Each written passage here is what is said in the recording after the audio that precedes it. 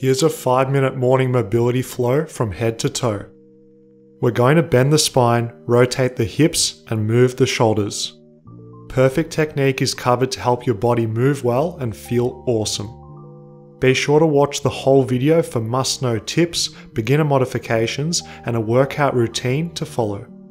This Cobra sequence combines passive and active backwards bending, a perfect duo to get us going. The goal here is to gradually improve our active strength relative to our passive flexibility deficit. Range and strength into spine extension is an area most of us need to improve. Make sure to use a global arch in the entire spine. Really own the active hold by pausing for 2 deep breaths. When entering the active posture, externally rotate the shoulders by turning the thumbs outwards. To fully engage all of the back muscles, pinch the shoulder blades with a retracted scapula. We're only as old as our spine feels. Motion is lotion, and we need to use it or lose it. Beginners only press as far into passive extension as you feel comfortable. The main benefit will come from the active hold. That's what's going to bulletproof spine strength into extension. Mobility is all about using our own muscles to get stronger in a position. The end goal is being able to bend further backwards. Without resting, transition into a half kneeling lunge. We're now going to bend forwards, stretching the back, hamstrings, and also calf. It naturally feels very comfortable after spine extension to flex the spine. This is a classic reason why yoga incorporates child's pose or downward dog. It just makes practical sense. Concerning technique, globally flex the entire spine from the neck to the upper, to the mid, and also lower back. Think about turning the entire back into a C shape, get some hunchback action, and breathe deep and calm. As you're bending forwards, also flex the toes towards the knee. This dorsiflexion component is a great inclusion for incorporating a stretch into the calf, Achilles, and also ankle. Basically, don't force things, just apply the concept of progressively going deeper, rep to rep, and let your body respond as it wants. While we're on the floor, let's flow straight into some healthy hip action. Hip rotation is absolute gold for feeling better, moving better, and training better. Set yourself up in a 90-90 shape. The knees should be in line with the ankles on both the lead and the rear leg.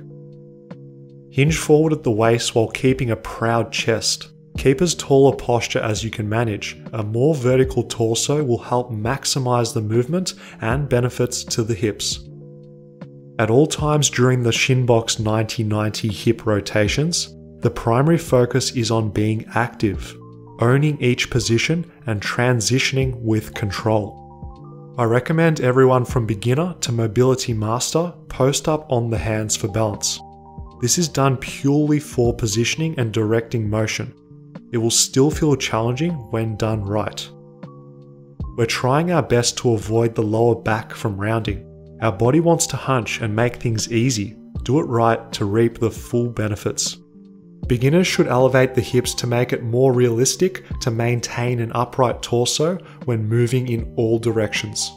Be sure not to rush, go slow to make the muscles work and technique stay sound. Next, let's continue lengthening tight areas and strengthening weak muscles. I'm confident your body is going to feel amazing and thank you after this one. We're getting a massive stretch through the hip flexors, shoulder range of motion, and thoracic mobility.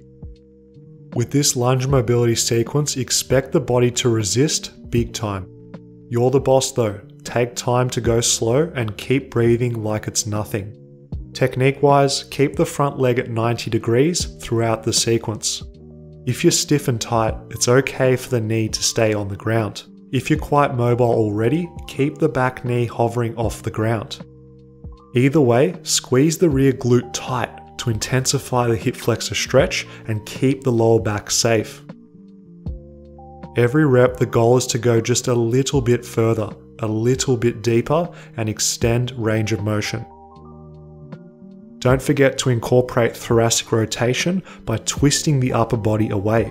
This minor movement at the end is a marvelous mobilization you're going to love to hate. Keep fighting to improve, stay patient, and trust change is going to happen if you work diligently and consistently. We're going to finish up in standing to bring everything together. There's no better way to wake up with the aptly named good morning and squat mobility. Hinge at the waist with fixed bent legs while keeping the lower back in extension. Pull yourself down into a squat, keeping a tall posture to stretch out the groin. I like keeping my hands on the chest. If I feel myself about to slouch, I know I've reached my maximum stretch. Pulling down with the hands and then driving the knees outwards during the squat is nice for optimizing the stretch.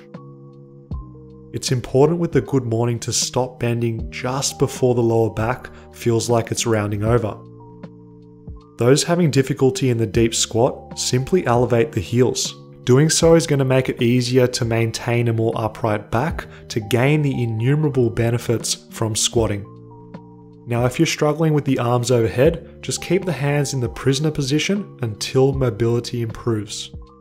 Last up is a movement we rarely do in daily life or in training: side flexion.